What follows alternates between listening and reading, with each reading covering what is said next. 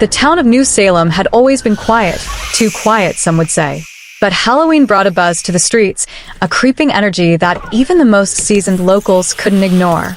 This year, however, something felt different. Ellie, a young journalist with a fascination for the supernatural, had arrived in town to cover the festivities for her blog. Her platinum blonde hair glinted under the orange streetlights as she wandered past crooked storefronts and children collecting candy. Little did she know, this Halloween would be unlike any she had ever experienced. At the corner of Maple Street, a small, old-fashioned candy store caught her attention. Bad Candy. Its sign swayed in the wind, creaking like a whisper. The windows were fogged up, and inside, flickering lights illuminated jars of odd-colored candies.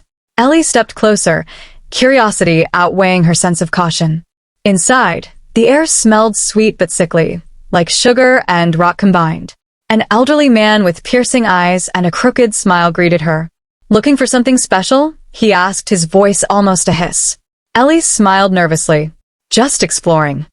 The man nodded and disappeared into the back room. A strange warmth filled the air, and Ellie couldn't shake the feeling that she was being watched. Ellie wandered the store, eyes drawn to a jar labeled, Heart's Desire. Ignoring the warning label scribbled in shaky handwriting, she popped one into her mouth. The candy was strangely spicy, burning her tongue in a way that felt almost alive. Suddenly, the lights flickered. She heard a child laughing behind her, but when she turned, no one was there. Heart pounding, Ellie decided to leave, but the door slammed shut. From the shadows, a figure emerged, a clown with exaggerated features and a grin that stretched unnaturally wide. "Welcome to Bad Candy," it said, voice dripping like syrup. "You've tasted the first now. The rest of the night is mine." Ellie's mind raced. She tried the door again, but it wouldn't budge. The clown's laughter echoed around the store, bouncing off the jars of candy like a sinister symphony. As she backed into a corner, Ellie noticed a radio playing softly, though no station was tuned. The voice of a local radio host, Chili Bailey, filled the room. And so the legend goes, every year on Halloween, the store of Bad Candy awakens.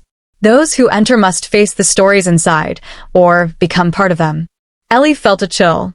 She realized that the candy she had eaten had opened a door, one that connected the physical world to the supernatural stories of the town. She was pulled into the first story, a young girl who could bring her drawings to life. In the shadows, sketches of monsters and phantoms crawled across the floor, chasing her through the aisles. Ellie ran, heart racing, dodging these living nightmares. The next story involved the evil clown itself, spreading terror throughout the streets of New Salem. Ellie could feel its presence behind every jar, hear its breathing in the candy-scented air. Then came the tale of a man who laced candies with poison, offering them to unsuspecting children. Ellie realized that the old man in the back room, the store owner, was more than he appeared. His sinister grin made her skin crawl. Ellie's attempts to escape were thwarted at every turn. The candy store seemed to stretch infinitely, aisles twisting and reforming as if alive. Each section brought a new horror, talking dolls, cursed chocolates, and glowing lollipops that whispered dark secrets. Her mind started to fracture under the fear. She remembered her camera in her bag and quickly pulled it out, hoping that documenting the horrors could give her a sense of control. The camera flickered and displayed images she hadn't seen with her eyes, spectral figures, eyes in jars, and shadowy figures of children trapped inside candy wrappers. Suddenly, a small, timid girl appeared, her hair black as night, her eyes wide. "Help me," she whispered. "He's hungry for more." Ellie realized that she had to help the girl survive. If she could escape with her, maybe they could both survive the night. The old man appeared again, holding a candy shaped like a heart. "This one will end it all," he said. "But only if you dare to taste your true fear." Ellie knew this was the final challenge. She looked at the small girl, who nodded bravely. Together, they ate the candy. The store shuddered. The jars fell, candy spilled across the floor, and the clown screamed in fury. Reality bent and twisted around them, and Ellie felt herself being pulled into darkness. Then, silence. When she opened her eyes, she was outside the store. The small girl was gone, and the store itself looked abandoned, like it had been closed for decades.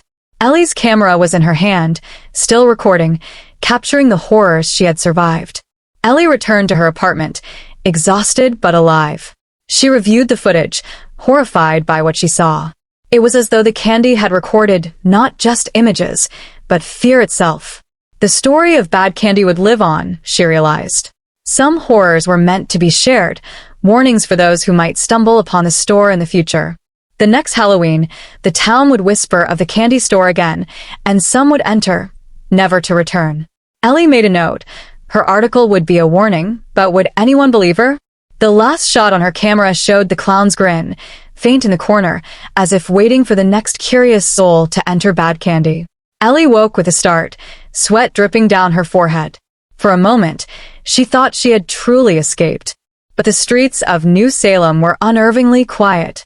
A thick fog rolled in from the outskirts of the town, curling around lampposts and creeping along the sidewalks. She felt an unnatural chill in the air, and something told her that the story wasn't over. Her camera buzzed. The small LED light blinked insistently. Hesitant, she pressed play, and her own voice echoed back. But it wasn't just the recordings she had taken inside the store. This was a distorted version, like a parallel reality. Whispered voices hissed from the shadows, warning her that the candy store had not released its grip. Her curiosity, mingled with terror, compelled her to go back. Maybe if she documented everything fully, she could break the curse, or at least understand it. Ellie returned to Maple Street, but something was off. The houses seemed older, darker, as if decades had passed in a single night. Windows that were once boarded up now glowed with candlelight. Children ran past her, but their eyes were hollow, faces masked by shadows. She approached a corner store, hoping for a warm drink and a break from the chill. The storekeeper, a woman with a crooked smile, leaned across the counter. "Looking for something sweet?" the woman asked, voice eerily familiar. Ellie froze. The candy, the smell, it was all the same as bad candy. Where's the candy store?" she whispered. The woman's eyes gleamed. "It's everywhere and nowhere. You tasted it, didn't you? Now it's part of you." Ellie realized with horror that the candy's magic was spreading through the town, infecting reality itself.